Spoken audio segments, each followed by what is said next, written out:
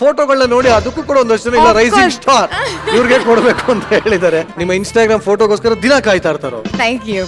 ಕನ್ನಡ ಚಿತ್ರರಂಗದಲ್ಲಿ ನಿಮ್ಗೆ ತುಂಬಾ ಫೇವರೇಟ್ ಹೀರೋ ಅಂದ್ರೆ ಯಾರು?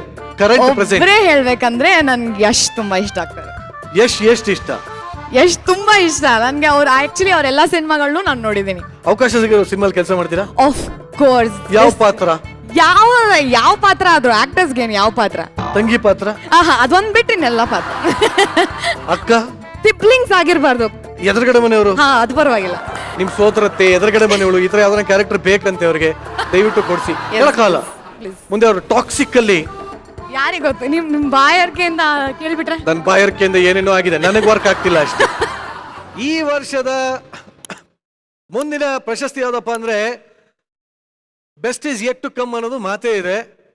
ನಮ್ಮ ಕನ್ನಡ ಚಿತ್ರರಂಗನೇ ಹಾಗೆ ಇರೋದನ್ನ ಖುಷಿಯಾಗಿ ಅನುಭವಿಸ್ತಿರುವಾಗಲೇ ತಗೋ ಇನ್ನೊಂದು ಅಂತ ಕೊಡ್ತಾನೆ ಇರುತ್ತೆ.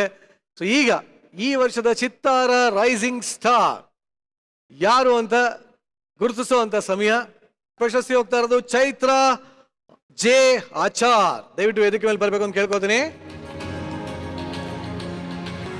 ಜೋರಾಗಲಿ ಚಪ್ಪಾಳೆ. Rising star 2024 Chittara star awards ನ ರೈಸಿಂಗ್ ಸ್ಟಾರ್ ಪ್ರಶಸ್ತಿ. So Chaithra Achar rising star award ಹೆಂಗ್ ಅನಿಸ್ತಾ ಇದೆ? ತುಂಬಾ ಖುಷಿ ಆಗ್ತಾ ಇದೆ. ಮೊದಲನೇದಾಗಿ ಚಿತ್ತಾರ ಸ್ಟಾರ್ ಅವಾರ್ಡ್ಸ್ ಚಿತ್ತಾರ ಮ್ಯಾಗಝಿನ್ ಅವ್ರಿಗೆ 15ನೇ ವರ್ಷದ ಸಂಭ್ರಮಾಚರಣೆಯ ಕಂಗ್ರ್ಯಾಚುಲೇಷನ್ಸ್. ಆ್ಯಂಡ್ ಈ ರೆಕಗ್ನಿಷನ್ ನನಗೆ ಇನ್ನೂ ಜಾಸ್ತಿ ಹುಮ್ಮಸ್ ಕೊಡುತ್ತೆ. ಅಂದರೆ ನಾನು ಯಾವಾಗಲೂ ಅಂದ್ಕೊಳ್ಳೋದು ಇವ್ರ ಅವಾರ್ಡ್ಸ್ ಎಲ್ಲ ಹೆಂಗೆ ಸಿಗುತ್ತೆ, ಇದಕ್ಕೆಲ್ಲ ತುಂಬ ಪರಿಚಯ ಇರಬೇಕೇನೋ ಜನ, ಆ ಥರ ಎಲ್ಲ ಅನಿಸಿತ್ತು ಅವಾಗ ನಾನು ಆ್ಯಕ್ಟಿಂಗ್ ಶುರು ಮಾಡೋಕ್ಕೂ ಮುಂಚೆ ಟಿ ವಿಲೆಲ್ಲ ನೋಡ್ತಿರ್ಬೇಕಾದ್ರೆ.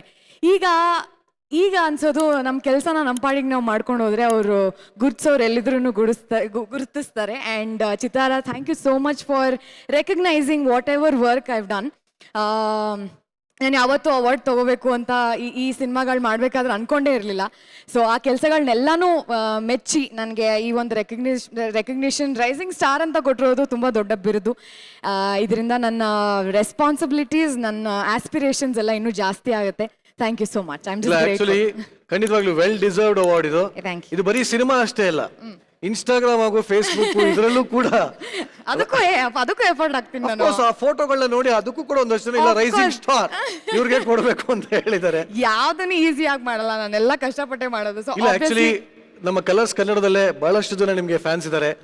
ನಿಮ್ಮ ಇನ್ಸ್ಟಾಗ್ರಾಮ್ ಫೋಟೋಗೋಸ್ಕರ ದಿನ ಕಾಯ್ತಾ ಇರ್ತಾರೋ. Thank you.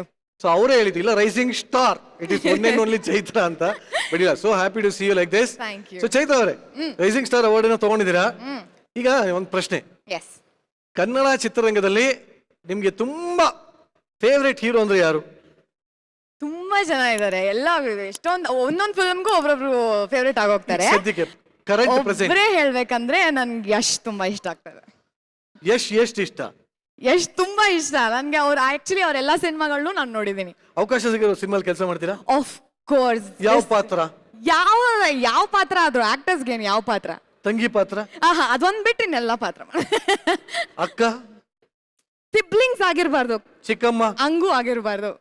ಎದುರುಗಡೆ ಮನೆಯವರು? ಅದು ಪರವಾಗಿಲ್ಲ. ಅತ್ತೆ ಸೋದರತ್ತೆ? ಸೋದರತ್ತೆ ಮಗಳು ಆ ತರ ಎಲ್ಲ ಆಗಿದ್ರು ಪರವಾಗಿಲ್ಲ. ಬಟ್ ಎಷ್ಟೋ ಹತ್ರ ಹೋಗ್ತಾ ಬರ್ತಾ ಮಾತಾಡ್ಸ್ಕೊಂಡಿರ್ಬೇಕು. ಯಶ್ ಅವರೇ ನೋಡಿ ದಯವಿಟ್ಟು ರೈಸಿಂಗ್ ಸ್ಟಾರ್ ಅವಾರ್ಡ್ ತಗೊಂಡಿದ್ದಾರೆ. ನಿಮ್ ಸೋದರತ್ತೆ ಎದುರುಗಡೆ ಮನೆಯವಳು ಈ ತರ ಯಾವ್ದಾರ ಕ್ಯಾರೆಕ್ಟರ್ ಬೇಕಂತೆ ಅವ್ರಿಗೆ ದಯವಿಟ್ಟು ಕೊಡ್ಸಿ. ಎಲ್ಲ ಕಾಲ ಮುಂದೆ ಅವರು ಟಾಕ್ಸಿಕ್ ಅಲ್ಲಿ ಯಾರಿಗ್ ಗೊತ್ತು? ನಿಮ್ ಬಾಯರ್ಕೆಯಿಂದ ಕೇಳಿಬಿಟ್ರೆ ನನ್ನ ಬಾಯರ್ಕೆಯಿಂದ ಏನೇನೋ ಆಗಿದೆ, ನನಗೆ ವರ್ಕ್ ಆಗ್ತಿಲ್ಲ ಅಷ್ಟೇ. ಬಿಡಿ.